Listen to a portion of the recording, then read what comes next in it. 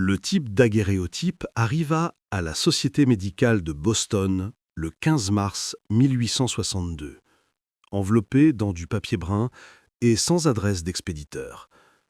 À l'intérieur, une image troublante, un jeune homme pâle, reposant paisiblement dans un cercueil, les yeux fermés, les mains croisées sur sa poitrine, dans la pose traditionnelle de la photographie mortuaire victorienne. Rien ne semblait inhabituel dans ce portrait, jusqu'à ce que le docteur Samuel Hayes remarque un détail qui glaça son sang. Griffé faiblement sur la surface argentée de la photographie, apparaissaient de minuscules marques. Des fines lignes qui semblaient être des traces d'ongles, comme si quelqu'un avait désespérément tenté de gratter l'image de l'intérieur. La note jointe était brève. Thomas Copeland est mort le 28 février 1861. Millbrook, Massachusetts. Que Dieu me pardonne ce que j'ai fait. La signature appartenait au docteur Frédéric Copeland, un médecin respecté qui avait disparu de sa pratique 6 mois plus tôt, ne laissant derrière lui que des murmures d'expériences étranges et la mort mystérieuse de son frère. Avant de poursuivre l'histoire des frères Copeland et de découvrir l'horrible vérité derrière cette photographie, nous vous invitons à rejoindre notre communauté d'amateurs de mystères. Abonnez-vous et dites-nous dans les commentaires de quel état vous nous regardez. Nous aimons entrer en contact avec d'autres passionnés d'histoires sombres à travers l'Amérique. Le mystère de Frédéric Copeland resta enfoui dans les archives de la Société médicale pendant plus d'un siècle. Jusqu'en 1963, lors d'une rénovation du bâtiment, on découvrit un compartiment secret contenant des journaux médicaux détaillés, de la correspondance et, plus troublante encore, une collection de photographies similaires, toutes marquées des mêmes griffures caractéristiques. En 1861, Millbrook, Massachusetts, était une ville prise entre deux mondes. Nichée dans les collines ondulantes à 50 km à l'ouest de Boston, elle conservait le charme tranquille de la Nouvelle-Angleterre rurale, tout en s'adaptant lentement aux changements industriels qui balayaient la nation. La guerre de sécession avait jeté son ombre sur Millbrook, comme sur toute la nation. Des jeunes hommes qui n'avaient jamais quitté le comté se retrouvaient à marcher vers le sud, vers un destin incertain, laissant derrière eux des familles anxieuses et une communauté qui luttait pour préserver son sentiment de normalité. C'est dans ce contexte d'agitation nationale que la famille Copeland s'était imposée comme un pilier de la communauté. Le docteur Frédéric Copeland était arrivé à Millbrook au printemps 1859. Un homme grand et mince, de 32 ans, doté de ses yeux sombres et intenses, qui semblaient percer l'âme de ceux qu'il rencontrait. Il avait étudié la médecine à Harvard et travaillé 2 ans dans les hôpitaux de Boston avant de décider qu'une pratique rurale correspondrait mieux à son tempérament. Les habitants l'accueillirent à bras ouverts, d'autant plus que le précédent médecin, un vieil homme nommé Hutchkins, était mort subitement d'apoplexie, laissant la ville sans soins médicaux pendant des mois. Frédéric avait amené avec lui son frère cadet Thomas, un doux garçon de 26 ans qui souffrait de ce que la famille appelait délicatement des crises, ce que nous reconnaîtrions aujourd'hui comme une épilepsie sévère. L'état de Thomas s'était aggravé au fil des années, passant de crises légères à des convulsions violentes qui le laissaient inconscient pendant des heures. À une époque où l'épilepsie était souvent vue comme une faiblesse morale ou une punition divine, le dévouement de Frédéric envers son frère était à la fois touchant et inhabituel. Les frères s'étaient installés dans une grande maison coloniale sur Elm Street, dont le 2e étage servait de cabinet médical à Frédéric. Pendant ces périodes de lucidité, Thomas aidait son frère en tenant les registres des patients et en organisant les fournitures médicales que Frédéric commandait à Boston et à New York. Les habitants s'attachaient à Thomas, notant sa quinteté envers les enfants et sa remarquable connaissance des plantes médicinales qu'il cultivait dans un vaste jardin derrière leur maison. La pratique médicale de Frédéric prospéra durant sa première année à Millbrook, mais ceux qui le connaissaient de près remarquèrent bientôt des changements troublants dans son comportement à mesure que l'état de Thomas se détériorait. Les crises de son cadet devenaient de plus en plus fréquentes et violentes, parfois plusieurs fois par jour. Les traitements traditionnels, saignées, purges et médicaments standards de l'époque se révélaient totalement inefficaces. C'est durant l'hiver rigoureux de 1860 que Frédéric commença sa descente dans ce qu'il décrirait plus tard dans ses journaux comme une expérimentation nécessaire. Frustré par les limites de la médecine conventionnelle et désespéré d'aider son frère, Frédéric se mit à rechercher des traitements alternatifs, correspondant avec des médecins européens et étudiant d'anciens textes sur les remèdes à base de plantes. Son intérêt se porta particulièrement sur les travaux du docteur Claude Bernard à Paris, qui expérimentait les alcaloïdes végétaux et leurs effets sur le système nerveux. Frédéric commença à théoriser que si certains composés végétaux pouvaient induire paralysie ou inconscience, ils pouvaient aussi interrompre les tempêtes électriques dans le cerveau de Thomas qui déclenchaient ces crises. Le sous-sol de la maison des Copeland se transforma en laboratoire de fortune. Frédéric y installa des lampes à huile en plus et acquit de la verrerie, des balances et d'autres équipements nécessaires à ses travaux. Il débuta avec de simples extraits de plantes courantes. L'écorce de sol pour ses propriétés analgéiques, la digitale pour les affections cardiaques et diverses herbes sédatives. Ses premières expériences furent menées sur des souris de laboratoire qu'il avait obtenues d'un collègue de Boston.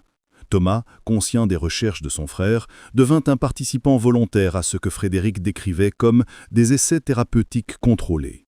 Le cadet était prêt à tout essayer pour trouver un soulagement à ces crises qui détruisaient sa qualité de vie. Les journaux de Frédéric de cette époque révèlent une approche méthodique qui se transforma progressivement en une obsession dangereuse. Ses premières notes montrent une documentation minutieuse des doses, effets et effets secondaires. Il nota que certaines combinaisons d'alcaloïdes végétaux pouvaient effectivement réduire la fréquence des crises de Thomas, mais la marge thérapeutique était étroite, et la ligne entre traitement et toxicité ténue. À mesure que l'hiver avançait, ses expériences devinrent de plus en plus audaces.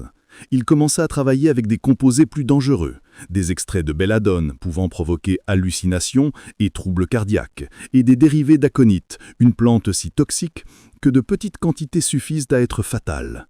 Ces justifications, consignées dans une écriture de plus en plus erratique, étaient que les crises de Thomas devenaient si sévères que tout risque valait la peine s'il pouvait trouver un remède.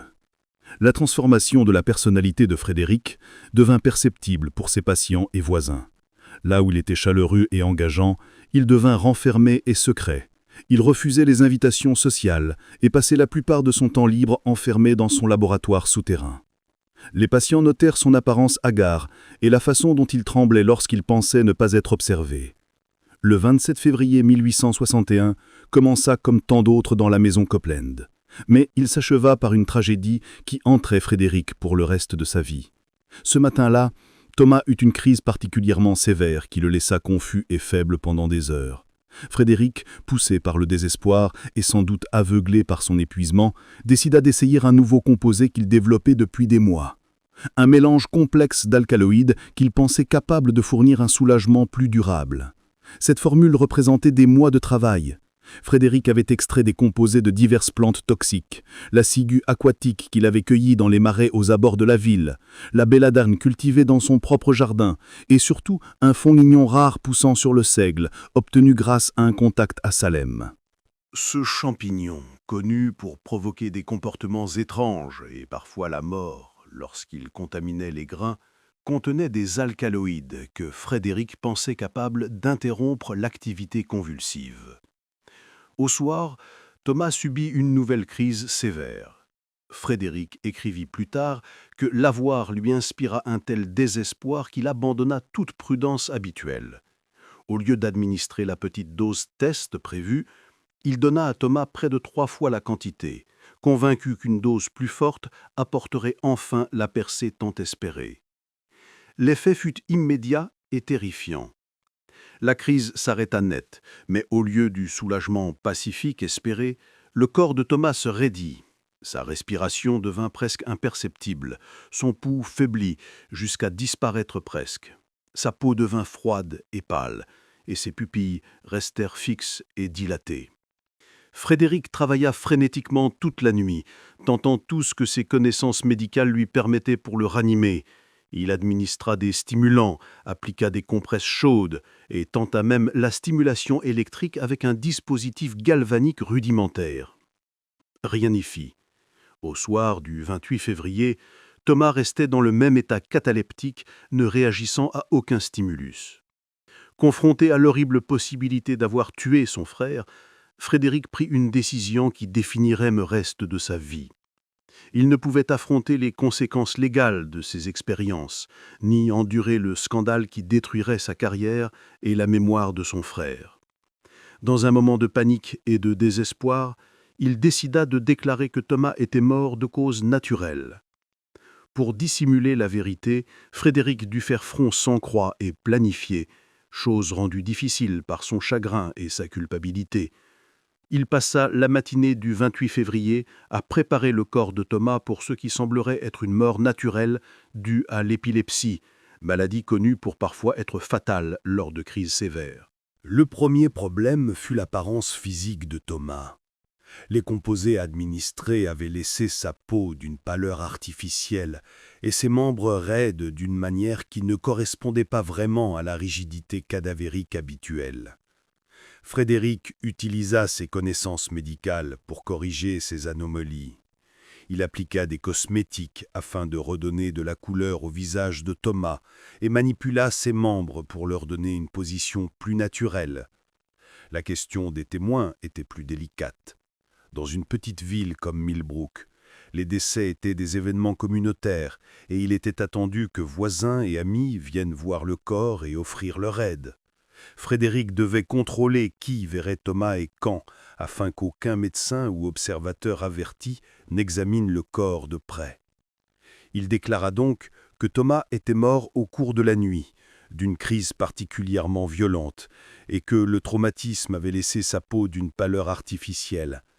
Il insista sur la longue lutte de Thomas contre sa maladie et suggéra qu'un service à cercueil fermé serait plus approprié. Les habitants acceptèrent sans difficulté cette explication. Ils connaissaient bien l'état de Thomas, et beaucoup avaient vu ces crises de leurs propres yeux. Qu'il succombe à l'épilepsie paraissait tragique, mais nullement surprenant. Ce qui étonna certains, en revanche, fut l'insistance de Frédéric à gérer seul toutes les dispositions funéraires et son refus des offres d'aide des voisins et de l'église locale. Son savoir médical lui permit de maintenir la supercherie. Il parla avec assurance des effets physiologiques des crises sévères et expliqua pourquoi le corps de Thomas présentait certaines caractéristiques inhabituelles. Lorsque le pasteur local, le révérend Isaac Hartwell, s'étonna de la rapidité avec laquelle Frédéric voulait procéder à l'enterrement, ce dernier invoqua la chaleur prévue et la nécessité d'une inhumation rapide pour l'hygiène. Les funérailles eurent lieu le 2 mars, 2 jours seulement après la supposée mort. Frédéric avait choisi un cercueil de pin simple et arrangé l'enterrement dans le cimetière de la ville, dans un coin tranquille où Thomas aimait marcher quand il allait mieux. La cérémonie fut largement suivie. Près de la moitié de la ville vint rendre hommage au jeune homme doux qui avait tant souffert. Durant le service, Frédéric resta stoïque, ce que beaucoup interprétèrent comme une force tranquille.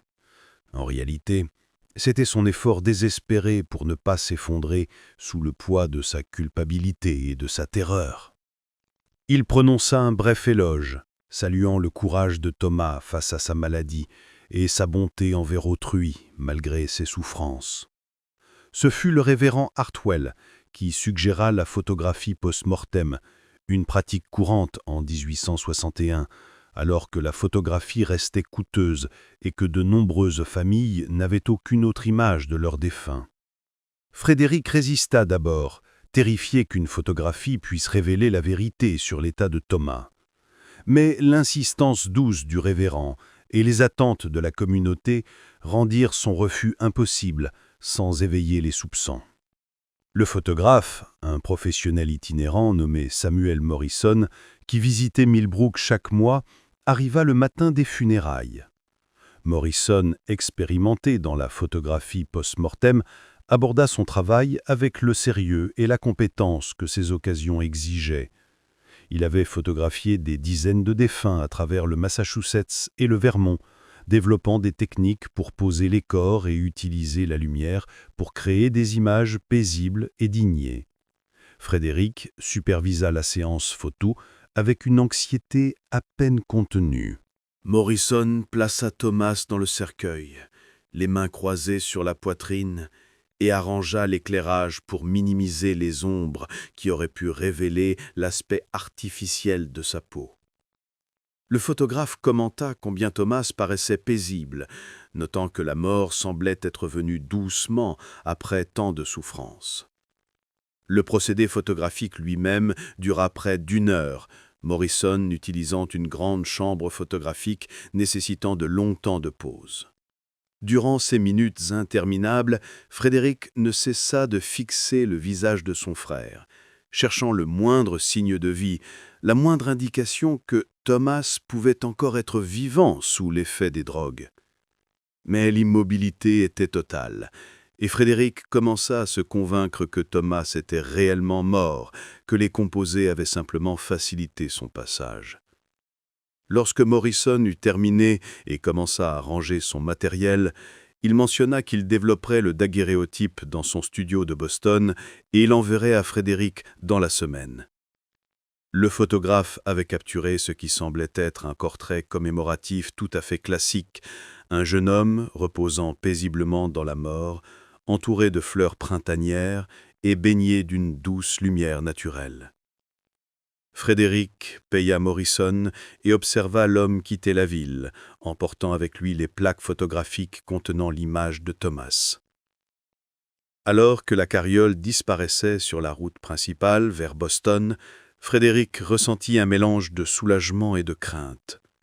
La photographie servirait de preuve de la mort paisible de Thomas, mais elle représentait aussi un enregistrement permanent de la tromperie de Frédéric. L'enterrement eut lieu l'après-midi suivant, au cours d'une cérémonie qui rassembla presque toute la ville. Frédéric se tenait au bord de la tombe, tandis que le révérend Hartwell parlait du mystère de la souffrance et de l'espérance de la paix éternelle. Quand les premières pelletées de terre retombèrent sur le cercueil, Frédéric ferma les yeux et tenta de se convaincre qu'il n'ensevelissait que les restes terrestres de son frère, que l'esprit de Thomas avait déjà quitté ce monde. La terrible découverte. Durant 3 semaines après l'enterrement de Thomas, Frédéric tenta de reprendre une vie normale, mais le poids de son secret rendait chaque jour insupportable. Sa pratique médicale souffrait car il lui devenait difficile de se concentrer sur les besoins de ses patients. Le sommeil ne venait qu'avec l'aide de laudanum, et même alors, ses rêves étaient peuplés d'images de Thomas, l'appelant depuis sous la terre. Le daguerréotype arriva de Boston le 21 mars, livré par la diligence hebdomadaire avec le courrier habituel et les fournitures médicales de Frédéric. Morrison avait fait un travail remarquable. L'image était nette et soigneusement composée, montrant Thomas en paisible repos, entouré de fleurs printanières. Frédéric contempla longuement la photographie, notant combien Thomas paraissait vivant, presque comme s'il ne faisait que dormir. Mais en examinant de plus près l'image, il remarqua quelque chose qui fit trembler ses mains. Au bord des ongles de Thomas, à peine visibles mais indubitables une fois repérés, se trouvait ce qui ressemblait à des marques ou des effrayures dans le bois tendre du cercueil, là où reposaient les mains de Thomas. Plus inquiétants encore, des traces similaires apparaissaient sur le satin près de la tête, comme si des ongles avaient tenté de lacérer le tissu. Le savoir médical de Frédéric lui suggéra immédiatement une explication terrifiante. Si Thomas n'avait pas été complètement mort lors de l'enterrement, si les composés n'avaient induit qu'un coma ressemblant à la mort, alors ces marques pouvaient être les preuves de tentatives désespérées pour s'échapper du cercueil. L'idée était si horrible que Frédéric refusa d'abord de l'accepter. Mais plus il étudia l'image, plus les preuves devenaient indéniables. Cette nuit-là, il ne trouva pas le sommeil, tourmenté par les implications. Si Thomas avait été vivant lorsqu'on l'avait enterré, alors Frédéric n'était pas seulement coupable de faute médicale, mais aussi d'un meurtre par négligence. Pire encore, son frère avait pu souffrir d'une agonie inimaginable, prisonnier dans l'obscurité, incapable d'appeler à l'aide. Le lendemain, Frédéric ne supportait plus l'incertitude. Il prit une décision qui le hanterait jusqu'à la fin de sa vie. Il exhumerait le corps de Thomas en secret pour découvrir la vérité. La nuit du 23 mars 1861 était sans lune, couverte de nuages lourds annonçant la pluie avant l'aube. Frédéric attendit bien après minuit pour se rendre au cimetière, portant une pelle et une lanterne noire qu'il gardait fermée afin d'éviter d'être repéré. La ville était totalement silencieuse, même les chiens semblant pressentir qu'il valait mieux rester à l'intérieur. Le cimetière s'étendait sur une colline dominant la ville, ses pierres tombales érodées et ses modestes monuments marquant les sépultures des habitants de Millbrook depuis près de 2 siècles. La tombe de Thomas se trouvait dans la partie la plus récente, où la terre était encore mouble et l'herbe pas encore enracinée. Frédéric avait choisi cet endroit en partie pour son isolement, entouré de vieux chênes qui dissimuleraient ses activités. Le creusement fut plus difficile qu'il ne l'avait imaginé. Même après 3 semaines seulement, la terre s'était tassée, et l'effort physique était épuisant pour un homme affaibli par des semaines d'insomnie et de mauvaise alimentation. À mesure qu'il travaillait, Frédéric écoutait, craignant le moindre bruit qui aurait pu révéler sa présence. Mais la nuit restait muette, hormis le rythme de sa pelle fendant la terre. Il fallut près de 3 heures pour atteindre le cercueil, et Frédéric était couvert de sueur malgré la fraîcheur de la nuit. Quand sa pelle heurta enfin le bois, le son résonna sinistrement dans le silence. Il dégagea la terre à main nue autour du couvercle, remarquant que le pain simple commençait déjà à montrer des signes d'humidité et de décomposition. Le moment de la vérité arriva lorsqu'il força le couvercle avec un pied de biche apporté pour l'occasion. Il leva sa lanterne pour éclairer l'intérieur, incertain de ce qu'il découvrirait, mais craignant le pire. La scène confirma ses soupçons les plus atroces et ajouta des détails qui le hanteraient à jamais. Le corps de Thomas avait changé de position depuis l'enterrement. Au lieu de reposer paisiblement, les mains croisées, il avait les bras levés vers le couvercle, les doigts recourbés en griffes. La doublure de satin était déchirée en plusieurs endroits, visiblement lacérée par des ongles désespérés. Plus horrible encore, les ongles de Thomas étaient ensanglantés et brisés, avec des éclats de bois incrustés dessous. Les preuves étaient irréfutables. Thomas s'était réveillé de son coma induit par les drogues après avoir été enterré et avait passé ses dernières heures à lutter désespérément pour s'échapper de sa prison de bois. Les griffures que Frédéric avait remarquées sur la photographie n'étaient qu'un faible indice de la lutte violente survenue après l'inhumation. Mais l'horreur ne s'arrêtait pas là. En inspectant de plus près le cercueil à la lumière de la lanterne, Frédéric fit une découverte encore plus bouleversante. Gravé dans les parois de bois, apparemment avec des ongles, ou peut-être avec la petite agrafe métallique du gilet de Thomas, se trouvaient des lettres et des mots partiels. La plupart étaient illisibles, mais un message était clair. Fred, aide.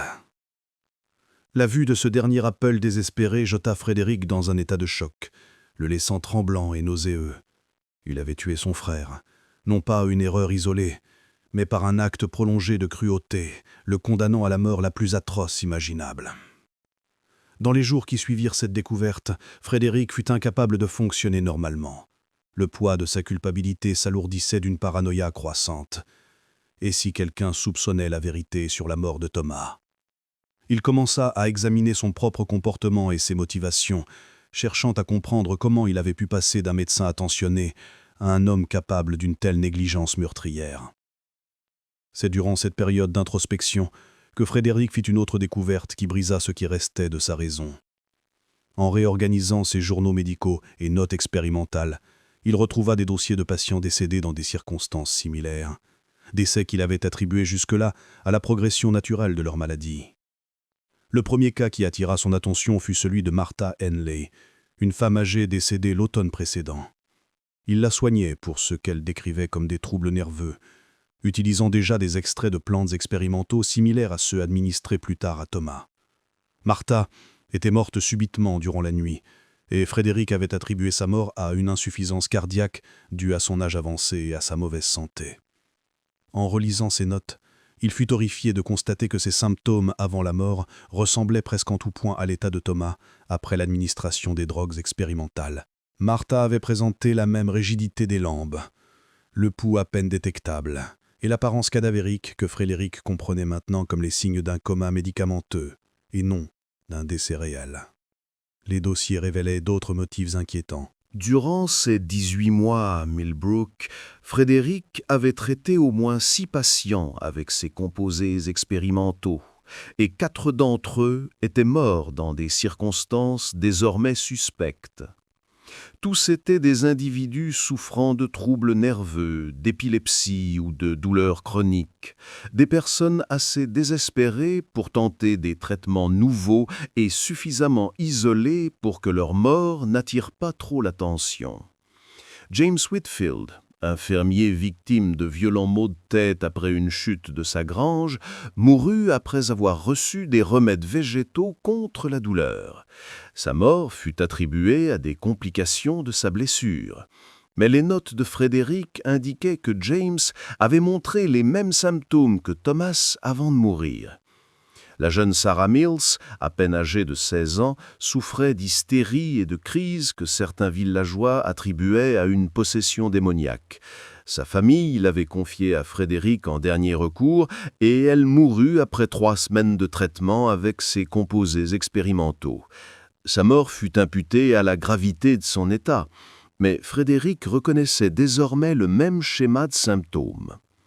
Le cas le plus troublant fut celui de Timothy Watson, un vétéran de la guerre de sécession revenu à Millbrook avec ce qu'on appelait alors une maladie du cœur des soldats, ce que nous connaissons aujourd'hui comme un traumatisme psychologique de guerre. Timothy souffrait de cauchemars, de crises de violence et de périodes de profonde mélancolie qui rendaient la vie normale impossible. Frédéric l'avait traité avec ces drogues expérimentales destinées à apaiser son esprit, et Timothy était mort subitement après avoir semblé s'améliorer. À la lumière de ces nouvelles connaissances sur ces composés, Frédéric réalisa qu'il avait peut-être enterré vivant non seulement son frère, mais aussi plusieurs autres patients.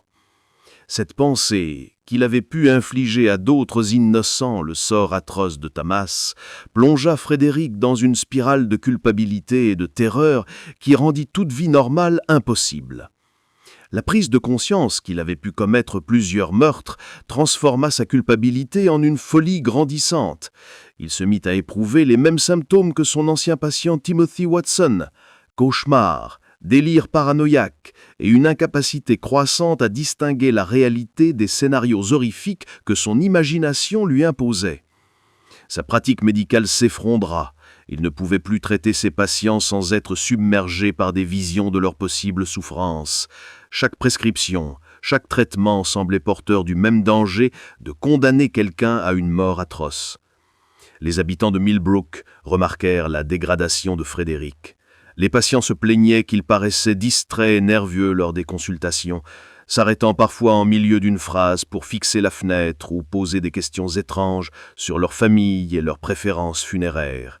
Son apparence devint négligée et il développa l'habitude nerveuse de se laver les mains sans cesse comme pour se débarrasser d'un sang invisible. La paranoïa de Frédéric finit par englober toute la ville. Il devint persuadé que les gens l'observaient, guettant la moindre preuve de ses crimes. Chaque conversation lui paraissait porteuse de significations cachées.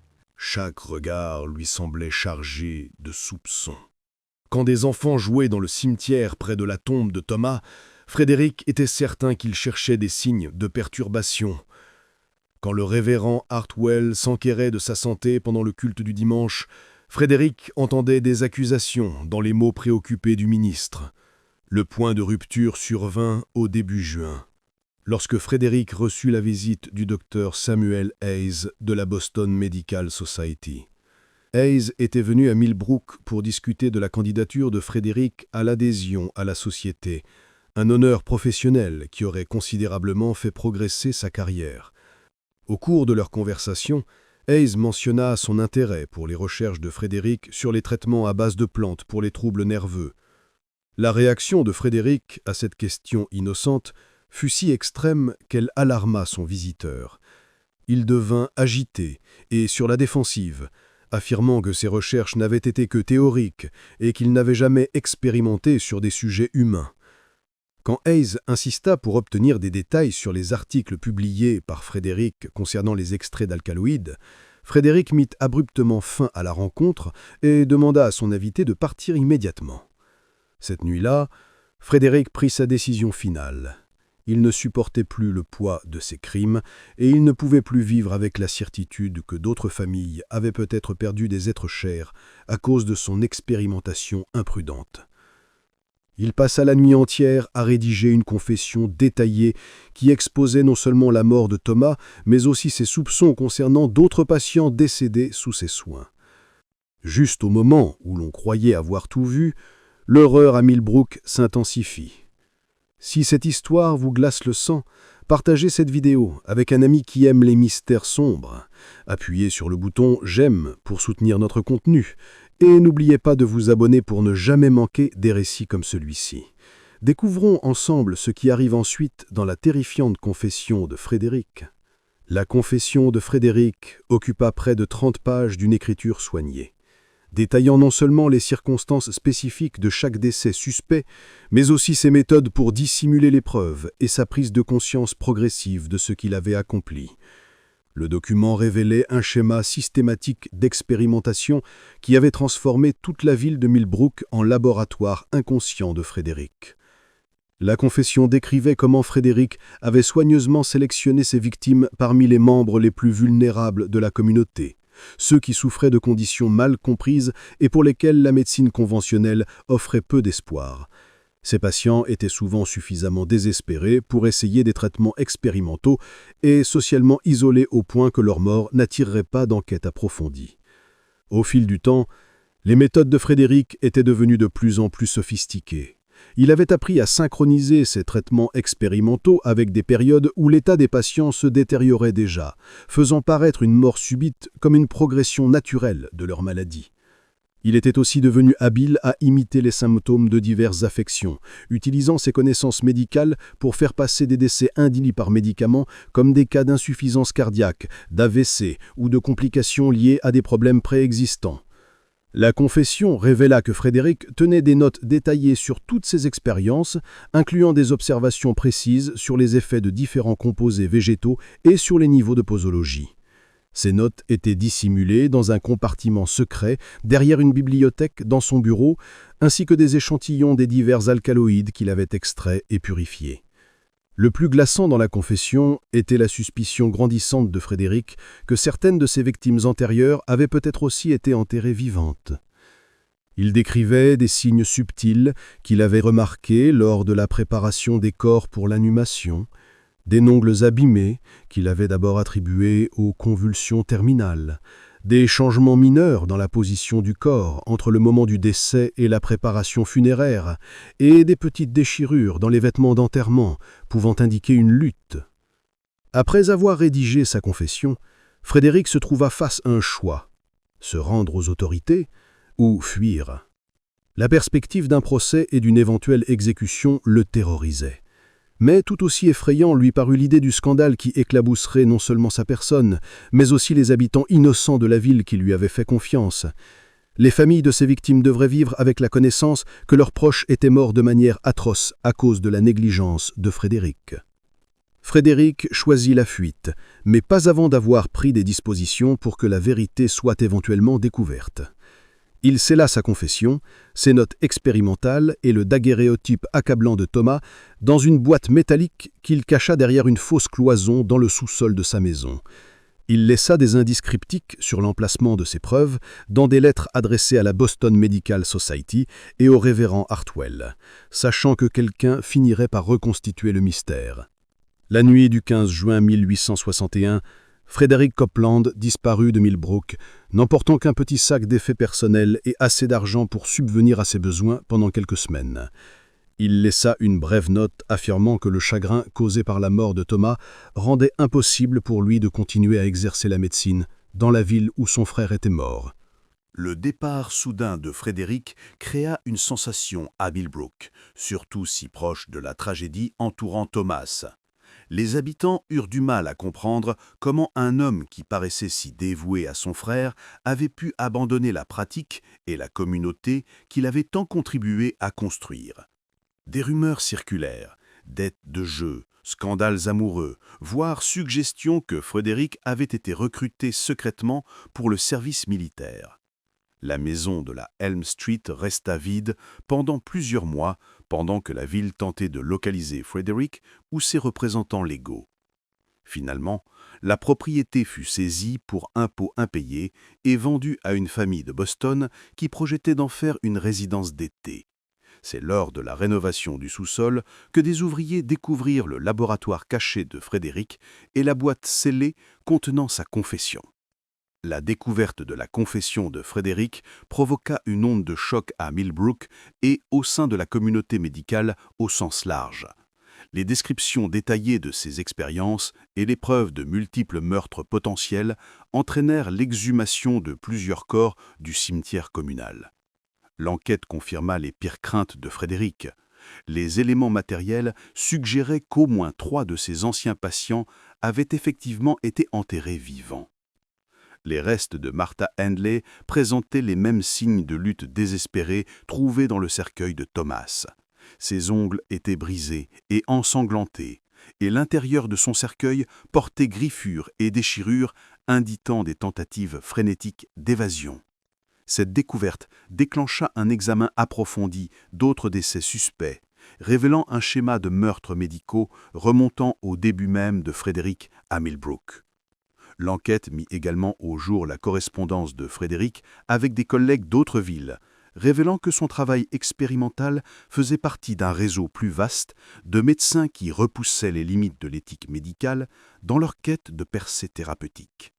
Plusieurs autres médecins furent examinés pour des pratiques similaires, bien qu'aucun ne fût retrouvé responsable d'autant de décès que Frédéric.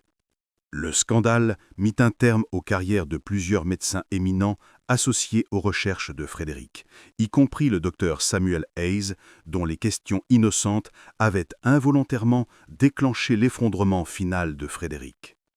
La Boston Medical Society mit en place de nouvelles directives éthiques pour la recherche médicale et établit des procédures de surveillance des médecins travaillant avec des médicaments expérimentaux.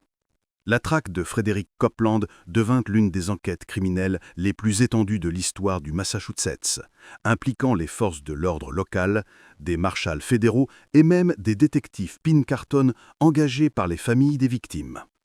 La recherche fut compliquée par la guerre civile en cours qui offrait de nombreuses opportunités à un fugitif de prendre une nouvelle identité et de disparaître dans le chaos des enrôlements militaires et des déplacements de population. Les premières recherches se concentrèrent sur les grandes villes où Frédéric pouvait avoir des connexions, Boston, New York et Philadelphie. Les enquêteurs découvrirent que Frédéric avait retiré d'importantes sommes de ses comptes bancaires dans les semaines précédant sa disparition, suggérant que sa fuite avait été planifiée. Ils trouvèrent aussi des traces d'achats de surplus et d'équipements utiles pour établir une nouvelle pratique médicale sous une identité usurpée. La recherche s'étendit finalement à travers tout le continent au fur et à mesure que des signalements arrivaient aussi loin qu'en Californie et le territoire d'Oregon. Un homme correspondant à la description de Frédéric avait été vu travaillant comme médecin dans un camp minier près de Sacramento, mais au moment où les enquêteurs arrivèrent, il avait de nouveau disparu. Une autre piste prometteuse mena les détectives à un hôpital de campagne en Virginie, où un docteur aux caractéristiques physiques semblables soignait des soldats blessés, mais il s'agissait d'une erreur d'identification. Ce qui rendit la recherche particulièrement difficile fut la formation médicale de Frédéric, qui lui permettait d'établir une pratique presque partout et de gagner rapidement la confiance et la protection des communautés locales. Contrairement à la plupart des fugitifs contraints de recourir à un travail manuel ou à des activités criminelles susceptibles de les trahir, Frédéric pouvait se fondre facilement dans la société respectable en se présentant simplement comme un médecin désireux d'aider les autres. L'enquête révéla cependant certains patterns inquiétants, suggérant que Frédéric pouvait poursuivre ses travaux expérimentaux dans sa nouvelle localisation. Des rapports parvinrent de plusieurs villes de la frontière civile au sujet de morts mystérieuses parmi des patients traités par des médecins itinérants correspondant à la description de Frédéric. Ces cas présentaient les mêmes caractéristiques que les meurtres de Millbrook, des patients vulnérables souffrant de conditions mal comprises qui mouraient soudainement après avoir reçu des traitements expérimentaux. Avec les années et la raréfaction des pistes, l'intérêt public pour la caisse commençait à s'éteindre. La guerre de sécession accaparait l'attention nationale, et les ressources disponibles pour poursuivre un seul fugitif devinrent de plus en plus limitées. En 1865, les recherches actives pour retrouver Frédéric Copeland avaient été en grande partie abandonnées, bien que son nom restât sur les listes de recherchés et que des récompenses fissent encore offertes pour toute information menant à sa capture. La preuve finale, la percée la plus importante pour comprendre l'étendue complète des crimes de Frédéric, apparut en 1867, lorsque des travaux de rénovation dans une église de Springfield, Massachusetts, mirent au jour une cache de documents que Frédéric avait apparemment cachés lors de sa fuite. Les papiers comprenaient des notes expérimentales supplémentaires, de la correspondance avec d'autres médecins impliqués dans des recherches semblables et, plus choquant encore, des photographies d'autres victimes montrant les mêmes signes révélateurs de lutte qui avaient été visibles sur le portrait post-mortem de Thomas. Ces photographies révélèrent que Frédéric avait documenté ses expériences bien plus largement que ne le laissait entendre sa confession de Millbrook. Les images montraient des patients à différents stades de coma induits par les drogues, certains manifestement encore vivants, malgré leur apparence de mort, d'autres présentant des signes d'éveil durant la préparation des funérailles. Les photos étaient accompagnées de notes détaillées décrivant les effets de différentes combinaisons d'alcaloïdes et les niveaux de posologie.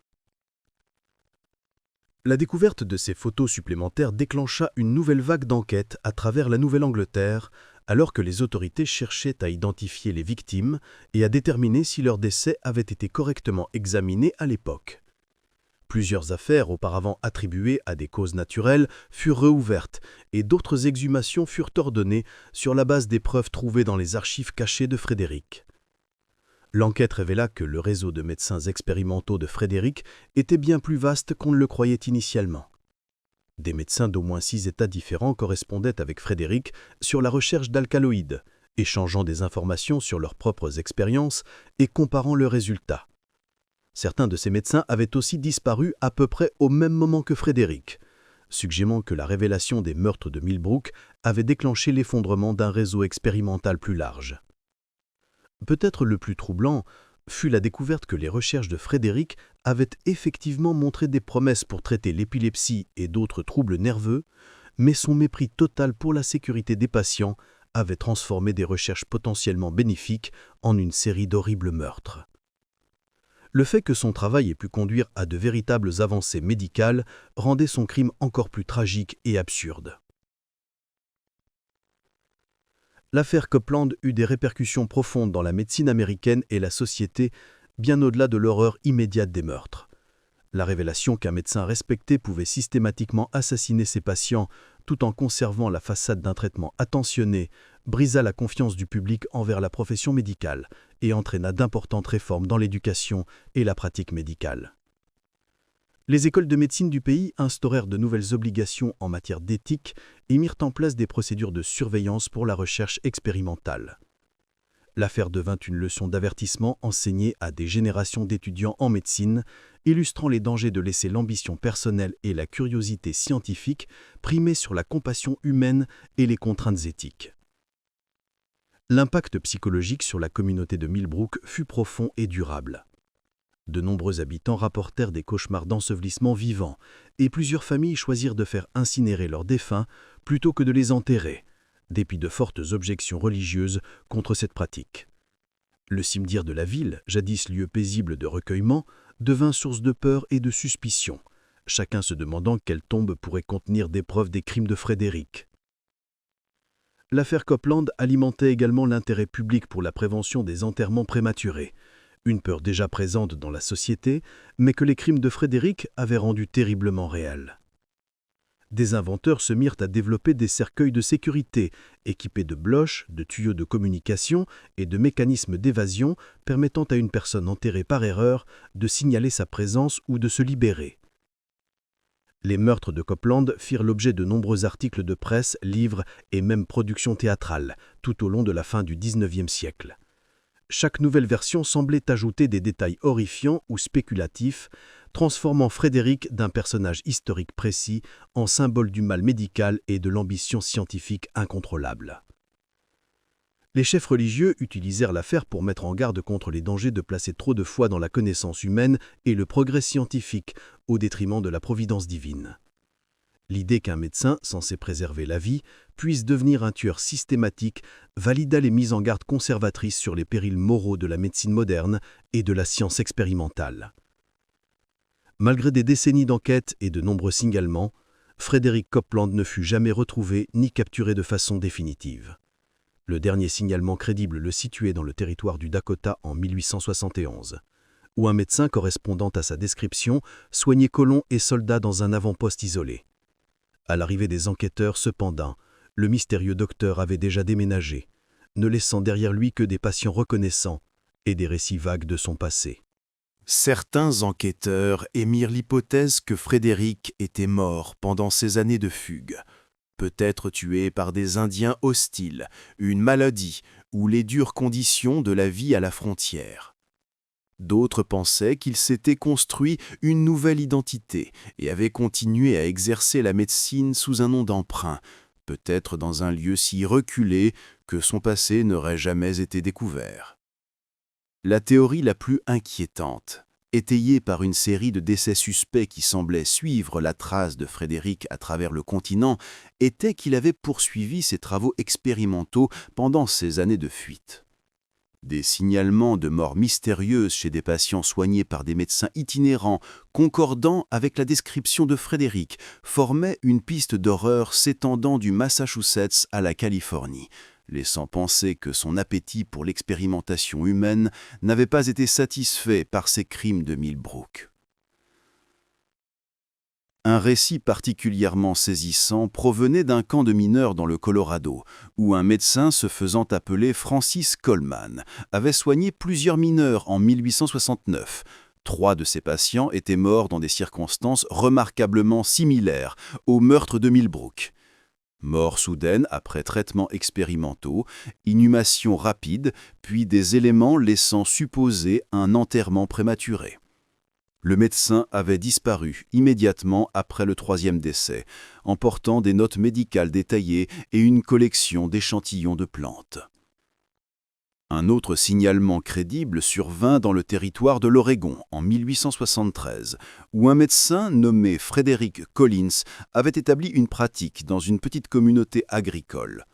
Les registres locaux indiquaient que Collins s'intéressait de façon inhabituelle au traitement des troubles nerveux et de l'épilepsie par des remèdes végétaux qu'il prétendait avoir développés. Lorsque les autorités territoriales arrivèrent pour enquêter sur des décès suspects, elles trouvèrent que Collins avait disparu, laissant derrière lui un laboratoire rempli d'extraits végétaux exotiques et des notes expérimentales détaillées. En 1875, 14 ans après la mort de Thomas Copeland, une révélation ajouta une couche supplémentaire d'horreur à cette affaire déjà cauchemardesque. Samuel Morrison, le photographe itinérant qui avait pris le portrait post-mortem de Thomas, se manifesta et déclara avoir gardé secret depuis le jour de la séance une information cruciale. Morrison révéla que durant la longue exposition requise pour le daguerréotype, il avait remarqué de subtils mouvements du visage et des mains de Thomas qui l'avaient troublé à l'époque. Ces mouvements étaient si discrets que Morrison les avait d'abord attribués au simple tassement du corps ou aux ombres créées par les lampes à huile vacillantes.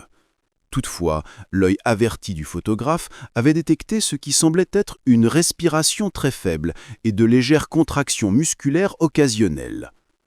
Morrison avait fait part de ses observations à Frédéric immédiatement après la séance, exprimant son inquiétude que Thomas ne fût peut-être pas réellement mort, mais seulement dans une forme d'inconscience profonde.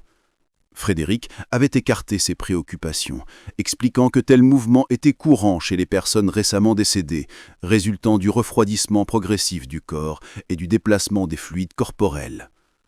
Le photographe avait, sur le moment, accepté l'explication du médecin, faisant davantage confiance à son expertise médicale qu'à ses propres observations non médicales. Toutefois, lorsque les crimes de Frédéric furent rendus publics, Morrison réalisa que ses soupçons s'étaient avérés fondés et qu'il avait peut-être été la dernière personne pouvant sauver la vie de Thomas Copeland. La révélation de Morrison fut d'autant plus dévastatrice qu'elle indiquait que l'état de Thomas était suffisamment évident pour qu'un observateur non médical le note, ce qui impliquait que Frédéric devait être pleinement conscient que son frère était encore vivant lorsqu'il avait organisé l'enterrement. Cela transforma l'affaire d'une négligence médicale en meurtre délibéré, suggérant que Frédéric avait sciemment condamné son frère à mort pour dissimuler ses expériences. Le témoignage du photographe souleva aussi des questions inquiétantes sur d'autres photographies post-mortem commandées par Frédéric pour ses victimes expérimentales. Les archives de Morrison indiquaient qu'il avait photographié au moins 3 autres patients de Frédéric, décédés dans des circonstances similaires, et que, à chaque fois, il avait constaté les mêmes signes subtils de vie qu'il avait observés chez Thomas. La révélation a fait sombrer la communauté de Millbrook dans une presque panique, qui dura des années après la disparition de Frédéric. Les habitants devinrent obsédés par la peur de l'enterrement prématuré et plusieurs familles exigèrent que des défunts récemment inhumés soient exhumés pour examen. Le cimetière se transforma en un lieu d'activité constante, alors que les enquêtes se poursuivaient et que les familles cherchaient des garanties pour leurs proches. L'impact psychologique sur la population fut profond et durable. Beaucoup rapportèrent des insomnies, hantés par l'idée que leurs défunts parents pouvaient avoir subi le même sort que Thomas. Certaines familles prirent des précautions extrêmes, délayant les enterrements pendant de longues périodes ou exigeant des procédures élaborées pour vérifier la mort avant l'inhumation. Le médecin local, le docteur William Brennan, qui avait repris la pratique de Frédéric, se trouva débordé, non seulement par la charge de travail, mais aussi par les demandes incessantes des résidents anxieux souhaitant des assurances sur des décès survenus des mois, voire des années auparavant. Le docteur Brennan dut mettre au point de nouveaux protocoles pour vérifier le décès, incluant des périodes d'observation prolongées et des examens multiples avant de déclarer quelqu'un mort. La peur de l'enterrement prématuré devint si répandue qu'elle affecta aussi les vivants. Plusieurs habitants développèrent ce que l'on reconnaîtrait aujourd'hui comme des troubles paniques, convaincus qu'eux-mêmes pourraient succomber à un coma ressemblant à la mort, semblable à celui qui avait frappé Thomas et d'autres. Cela provoqua une épidémie d'hypocondrie et d'anxiété qui épuisa davantage les ressources psychologiques de la communauté.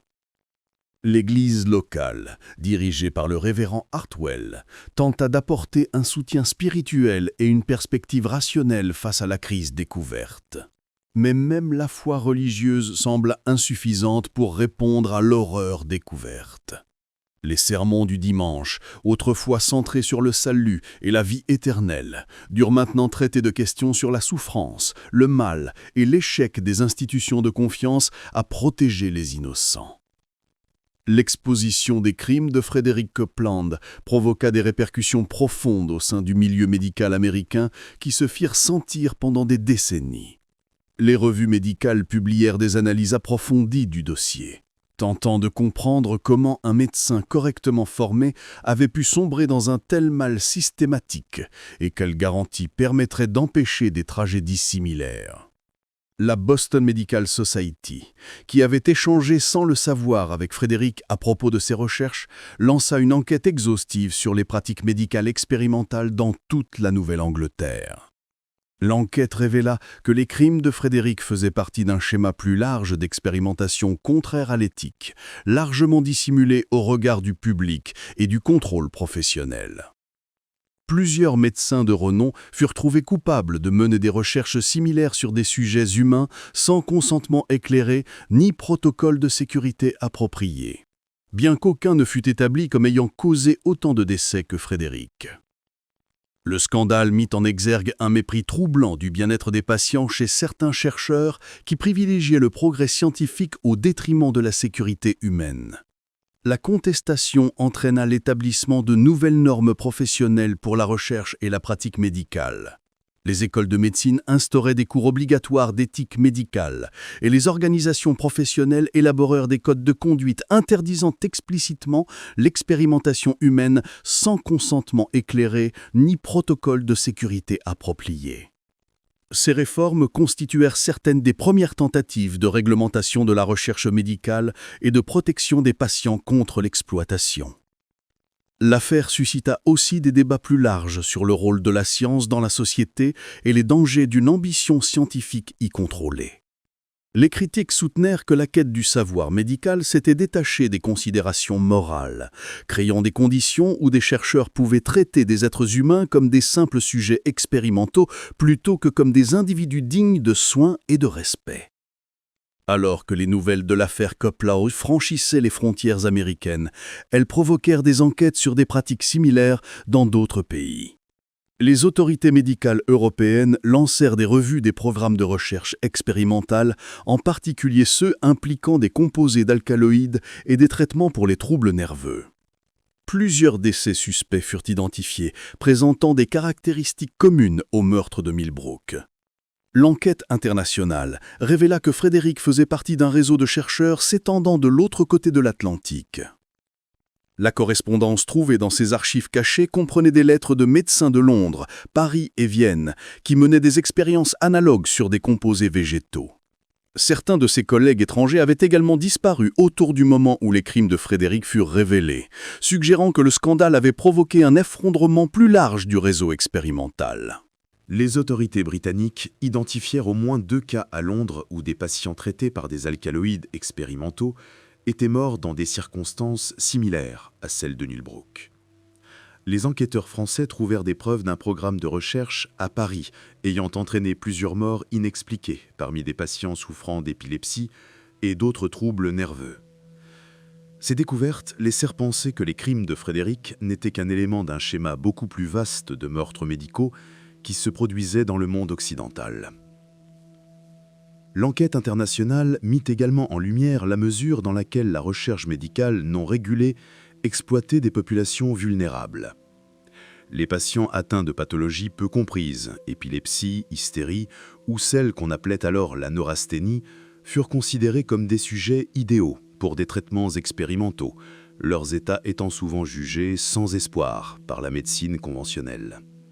En 1889, 28 ans après la disparition de Frédéric Koplan, une ultime pièce de preuve émergea, apportant à la fois une forme de fermeture et de nouveaux mystères. Un colis arriva à la Boston Medical Society sans adresse de retour.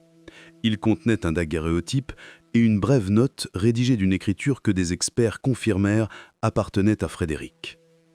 La photographie montrait un vieil homme couché dans ce qui semblait un cercueil en bois simple, placé de la même manière que le portrait post-mortem de Thomas Copland. Le visage de l'homme était émacié et marqué par la vie, suggérant des années de privation, mais ses traits étaient reconnaissables. Il s'agissait de Frédéric Poplan, âgé de près de 3 décennies de vie de fugitif. La note accompagnatrice était brève mais glaçante.